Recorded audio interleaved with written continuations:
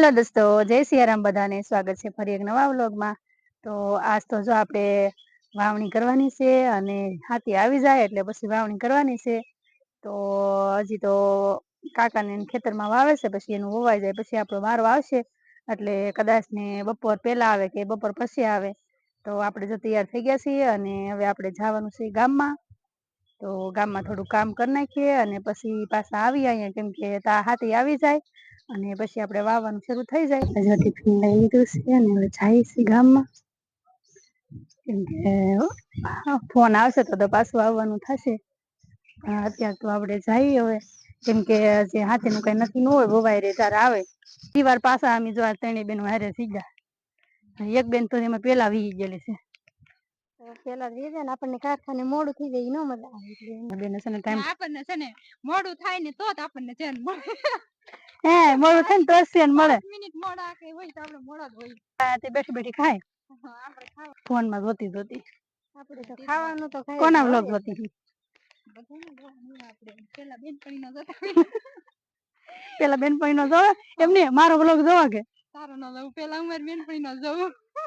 ભાઈ જો અન્યાય કેવાય કે આટલી ખોટું કેવાય ભાઈ એમની ભાઈ જો પેલા મારો વ્લોગ, પેલા હું બધું કામકાજ કરીને પછી હું ખાવા બેહું કે 8 વાગી જાય અને 8 વાગી જાય એટલે પછી મારે મારી બેનપણી નો વ્લોગ આવી જાય એટલે આપણે ઈ પેલા ઈ જોવાનો। સવારમાં છે ને સવારમાં શરૂઆત કરે ને જોવાની, ખાતી ખાતી વહીવા અને બેનપણી એનો વ્લોગ શરૂ કરે। તે પછી હું વિચાર કરું, મેં કીધું મારો વ્લોગ આવે કે નથી આવતો, ક્યારે જોતી હોય કોને ખબર। તાર ટાઈમ ન હોય તો પછી સાચી વાત છે, અમારે કે ટાઈમ આવી જાય એટલે અમાર ટાઈમ ફિક્સ ન હોય।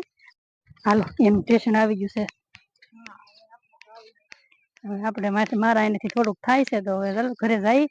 હાલો આપણે જો ગામમાંથી ઘરે આવી ગયા છીએ, અહીંયા વાડીએ તો આપણે કરવાનું છે મુહૂર્ત। આપણે લઈ લીધી છે થાળી, તો હાલો આપણે મુહૂર્ત કરવા જઈએ હવે। તો ફાઈનલી આપણે જો વાવવાનો ટાઈમ આવી ગયો છે, વાવણી થઈ ગઈ છે અને બળજા આવી ગયા છે અને હવે આપણે વાવવાની છે સિંગ। તો આપણે એમાં દાણા જો લઈ લીધા છે અને આપણે વાવવાની છે સિંગ। તો બળજા જો ઉભા છે।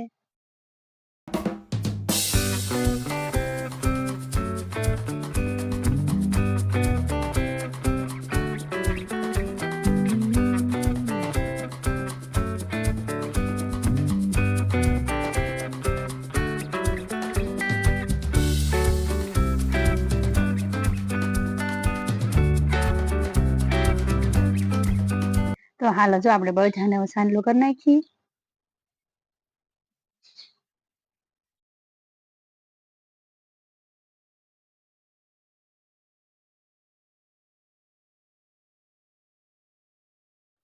તો આપણે બળજાને સાંડલો તો કરી લીધો છે, આપણને લાગે છે બીક એટલે આપણે શીંગડા નથી ઠાર્યા।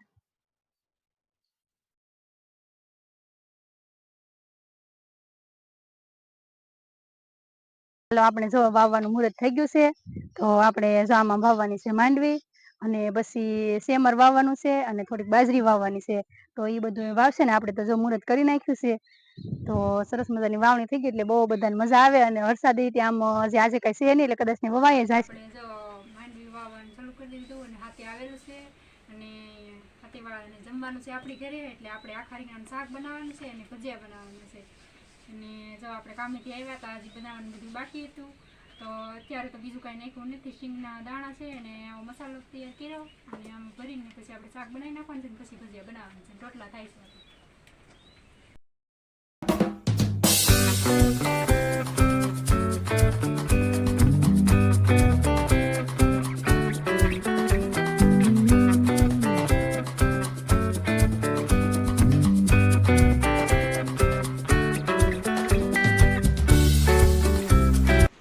શાક ને રોટલા બની ગયું અને ભજીયા બનાવવાનું એક કામ ચાલી ગયો અને બીજું કામ થઈ ગયું, કેમ કે જમવાની મોડું થઈ જાય। પાછું પેલા થોડુંક તેલ આવી ગયું કે એટલે પેલા લાલ થઈ ગયા, ભરવા દીધું।